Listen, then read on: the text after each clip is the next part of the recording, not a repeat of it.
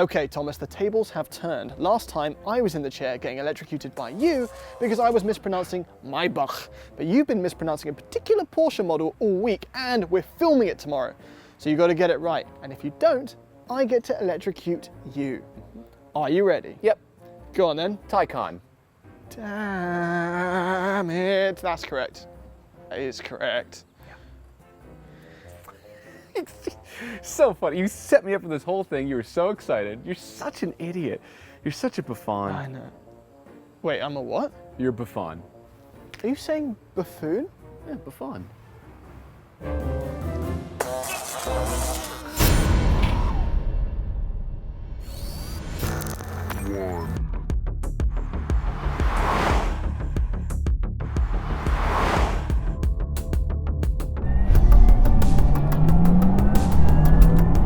You're watching Throttleness.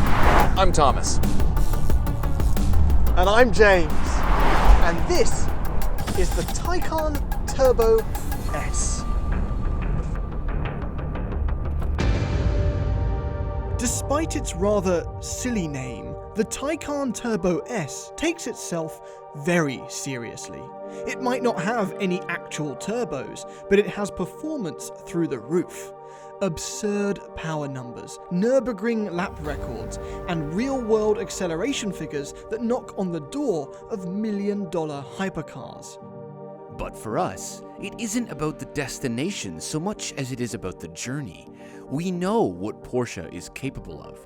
So today we want to find out if the Taycan Turbo S goes beyond the numbers. Because at almost $250,000 Canadian as spec'd, we have high expectations. And if you're new to Throttle House, we do car reviews, track tests, and quite a lot of messing about. So subscribe and hit the bell.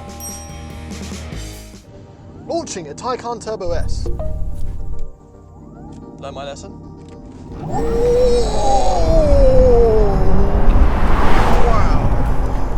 That's what 750 horsepower and 770 pound-feet of torque feels like when delivered by motors on both front and rear wheels. Oh God. Not hard to believe that it does 0 to 60 in 2.6 seconds. Okay, gotta do a launch apparently. James told me it's crazy. I'm gonna put it in drive using this stupid gear selector here. Left foot on the brake. Launch control activated.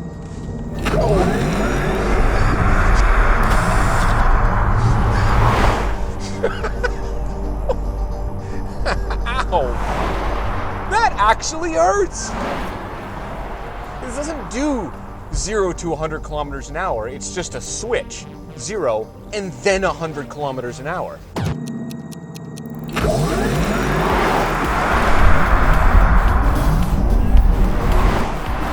And finally, we're in an EV that has a Porsche badge on it, which just means not only does it go ridiculously fast, but turn it into a corner.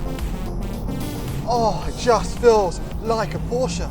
This car is all about performance, which goes some of the way to explaining why the range isn't that great. 192 miles or 309 kilometers, which is just above half of, I don't know, a Tesla Model S performance.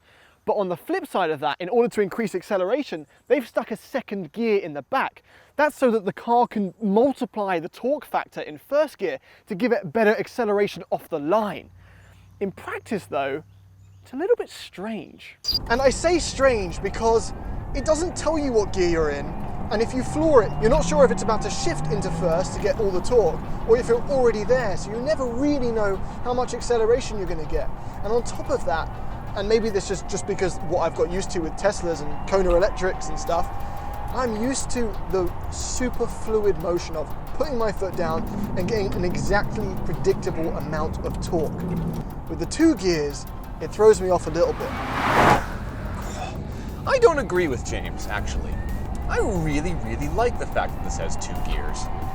Because it gives my brain, my ears, another thing to interact with. And that's something that we need in EVs. We need that. Because usually EVs are just mash the pedal, feel the torque, and you don't get much to enjoy. Once the G-forces wear off, that's it. But this one, You hear that change? That's cool. It reminds me of Formula E cars. They sound really neat. It's the future. I want EVs to have more gears. If that means I have a super efficient mode and a super aggressive mode, sure, give it to me. It's just another thing that I get to experience. Speaking of things I get to experience, this car has, oh my God, it's so fast. It has this sound thing that obviously is coming through the speakers. I don't know if it's a synthesized version of the electric motors or whatever it is, but it sounds cool. Sounds like a spaceship. Why would I not want that? Listen, I get it. You're all gonna say, oh, it's fake, it's stupid. Whatever. These cars are gonna be so insulated and silent in the future that us as car enthusiasts, we need things like this. We need the manufacturers to respect our desire to enjoy the car enough to give us some audible feedback. Why not? It's fun. And yes, it weighs a lot,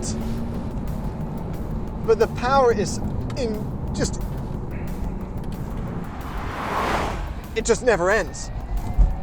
And it manages its weight, which is like 5,060 pounds, by the way, depending on who you ask. I feel invincible in this car. I feel like I can take any turn, accelerate immediately. I feel like I'm in Tron. I'm on the grid.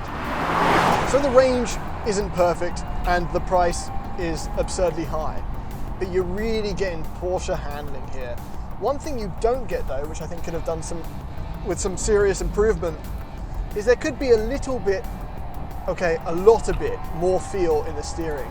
Because even though it's accurate and the rest of the car allows me to confidently take turns like that, I don't know where the front wheels are using the feeling from the steering wheel, which is not something I can say about a 911.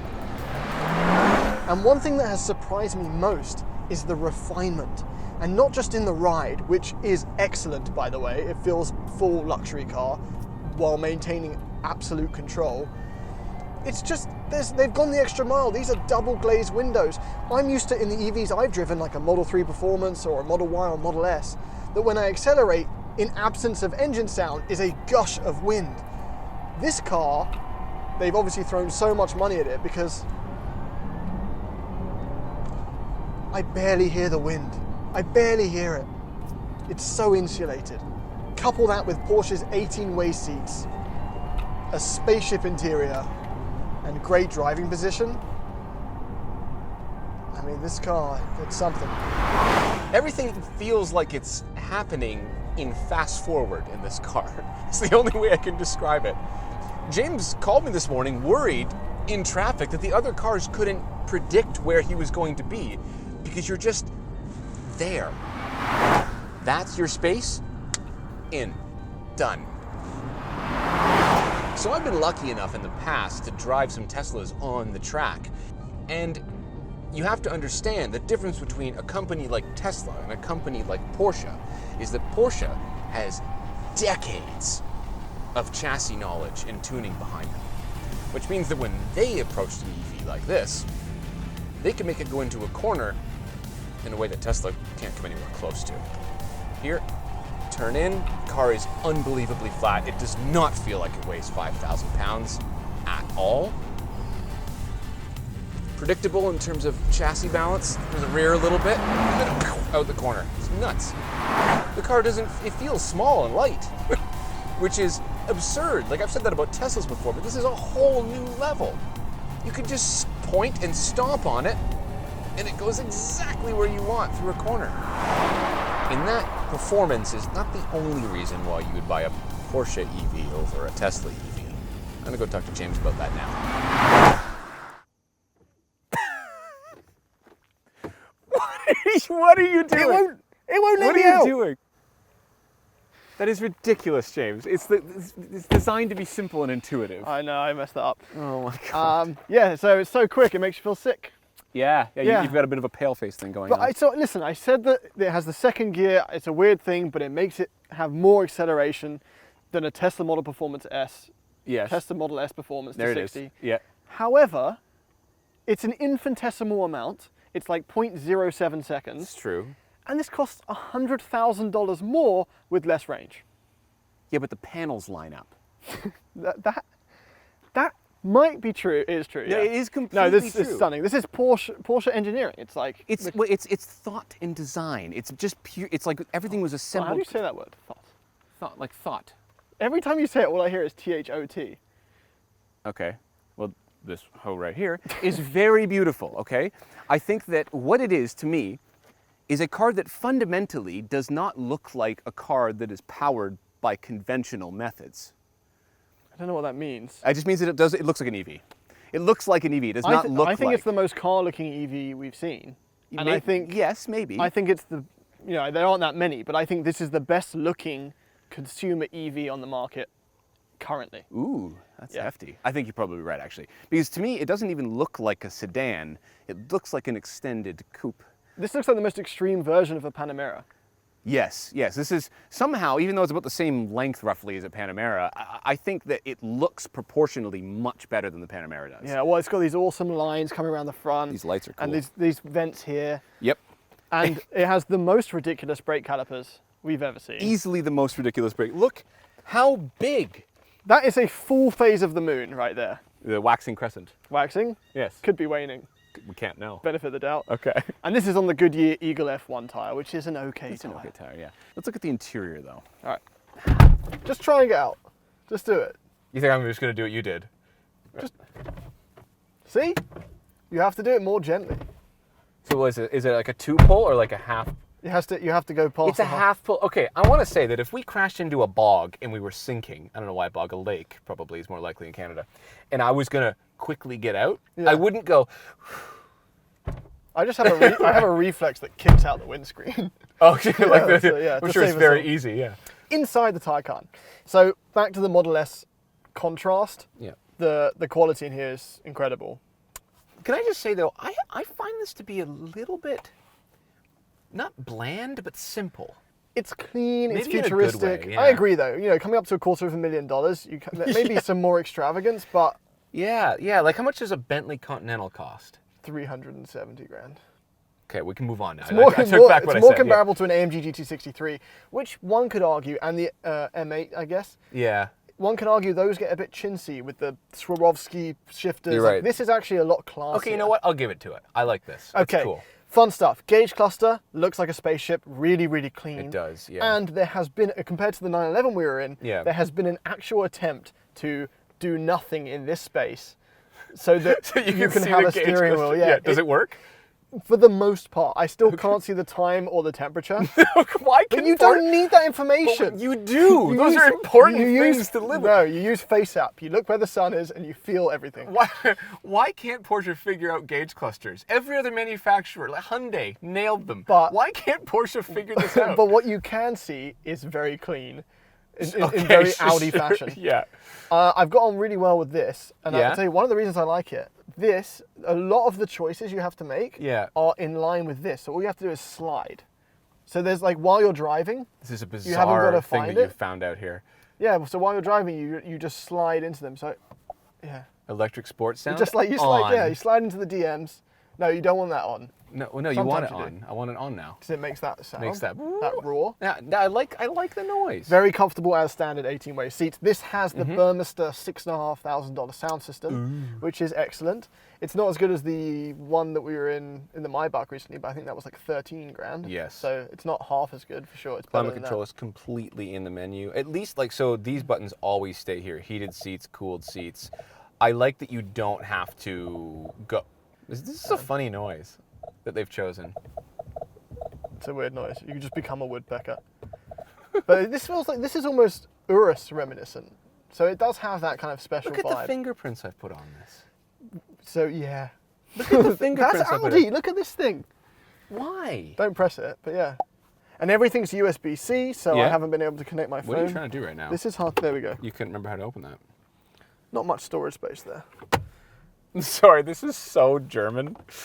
No, I haven't got on with it. No. Screen faces out. They instruct you how to put your phone in the little phone holder. I think it's so it protects it. But I haven't got that on well with this because What will happen if you accidentally put it in the wrong way? Will But it just call try and Porsche? read something in there. Oh, this is like the. This doesn't go that far back. It doesn't go that far back. So you're doing this. This is like the Camaro armrest. The stupid It's design. not as bad. No. It's not as bad. But just the angle to get to something like this. Yeah, it's kind of interesting. Okay. There we go. That's We've really got satisfying. Very clean carbon fibre going on Yeah, in here. back seats are comfortable, if a little bit small. And it has the glass roof, which Ooh, I think... I literally just noticed this, even after driving. That makes all the difference in the world. For the backseat passengers, certainly, right? They Yeah. get to look up. I think it's beautiful. So going through here, we don't normally go into the infotainment, but there's some stuff I want to talk about here. So there's recuperation. So this is not a one-pedal car. You know, like a Tesla, you can drive, and when you take your foot off the accelerator, it brakes automatically to regen. Yes. This doesn't have that. It has a different version of it. It doesn't try anywhere near as hard, but it has auto, which if you go to recuperation, you press auto, it uses the front-facing camera, and it basically does like an adaptive cruise thing, where it brakes to keep you at the same distance from the car in front, and that's how it regens a bit, but not nearly the same level or extremity. So they call it recuperation instead of regeneration. Yeah. Because it's not great. I thought, I mean, that word to me means like stopping for a bottle of water and a handful of cashews. Which is why that's not enough to give you the range that as a opposed Tesla to a has. full meal. Yeah. But there's a lot of options here. You get to play with the electric sport sound, which comes on automatically in the Sport and Sport Plus modes. Yep. I don't know, I find it really easy to get on with this car, like from an entertainment perspective. So in other words, the tech, they nailed. The tech they nailed, which you would expect from brand new gen Porsche. We loved it in the 911. Yep. Well, conclusion time, because this is a very expensive car and some questions need to be asked. Yes, and I do feel weird about it. Not just because I feel sick, but I do also emotionally feel weird about it. Okay. Weird deserves an explanation. Conflicted is probably the better term. Nothing, and seriously, nothing that we've ever driven eats up the road quite like a Taycan Turbo S. It does it faster, quieter, and with as much confidence as anything else that exists, minus maybe the hypercars. By the end of the week, though, the experience got to be a little bit clinical, less impassioned, less fun than we'd hoped, and the Turbo S's on-off extreme acceleration ability left us both a little green after even brief spurts of spirited driving. Not something that usually happens. But as easy as it is to say you don't need the Turbo S trim, because you really don't, the feeling of ultimate road superiority is a thing, especially from a brand that touts that there is no substitute. For me, though, I'd happily give up some of that performance for more drama. However, while we found the Taycan Turbo S to be a relatively detached occasion, it is impossible to deny that a $250,000 silent supercar killer is an occasion nonetheless.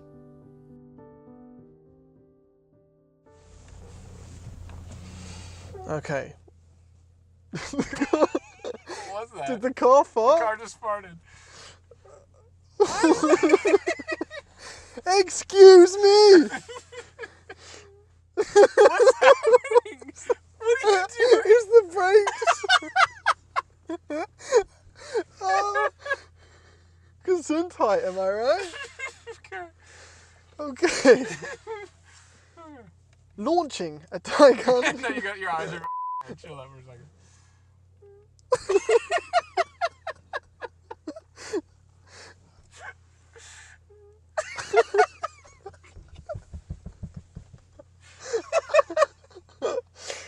What a noise!